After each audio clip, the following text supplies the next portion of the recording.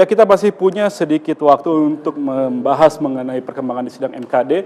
Saya mendapat informasi kalau di hari Rabu besok MKD akan mengambil keputusan dari persidangan yang sudah mereka lakukan selama kurang lebih 10 hari terakhir.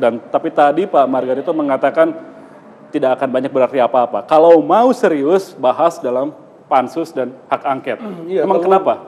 Ya supaya tadi saya bilang gitu ya, supaya permasalahan ini tidak soal pertemuannya Pak Novanto dengan Pak Reza dan siapa itu saja bukan, tapi soal penanganan terhadap Freeport ini. Tadi kalau kita dengar dari beliau ini punya pimpinan kan, beliau sudah dengar ada begini, dan itu sebabnya melahirkan ini dan seterusnya begitu kan.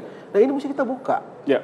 Buka seterang-terangnya dan dengan jadi tidak hanya soal etika, tidak hanya soal jatuh menjatuhkan, tapi jauh ke lebih bagaimana kita mengelola sumber daya alam yang kita punya. Bagaimana kita bersikap terhadap para investor asing. Oh ya, bukan soal investor asing, tapi ini soal kedaulatan ini karena ini perintah pasal 33. Ya. Mari kita duduk dan kita urus baik untuk kemaslahatan, kesejahteraan negeri kita ini. Dan untuk memastikan bahwa tidak ada menteri yang bermain-main dengan perintah presiden. Iya dong, iya jelas gitu kan. Siapa yang kira-kira harusnya mengambil inisiatif mengajukan angket? Ya, apa ya? Golkar? PDIP? Kalau saya sih begini, kita meletakkan kepentingan bangsa, maju semua. Maju semua? Prakarsai. Siap nggak? Akan sangat hebat kalau Nasdem yang prakarsai. Akan sangat hebat? Oh, akan sangat hebat.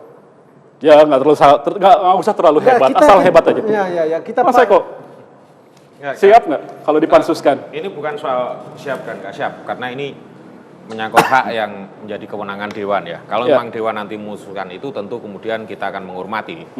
Ya, tapi saya memanfaatkan waktu yang tersisa ini bahwa siapapun menterinya, dia adalah pembantu presiden. Nah, dalam bekerja dia harus tunduk taat, dan kemudian ini ada kerangka dia bekerja, ada undang-undang. Ya, berkali-kali pernyataan itu dikemukakan oleh para narasumber kita memang seolah-olah ada problem dalam soal ketundukan dan ketaatan para menteri terhadap para presidennya. Betul. Pak Atmaji, bagaimana jika kemudian harus sampai dipansuskan? Jadi mungkin kasusnya tidak hanya soal etika, catut, bluffing, dan lain sebagainya. Tapi benar-benar soal bagaimana kita mengelola kekayaan alam kita ini.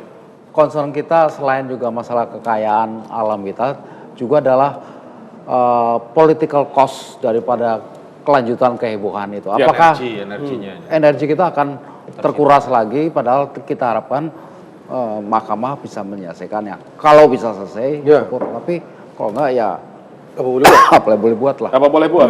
Anda melihat worth it ya untuk kita lakukan pansus?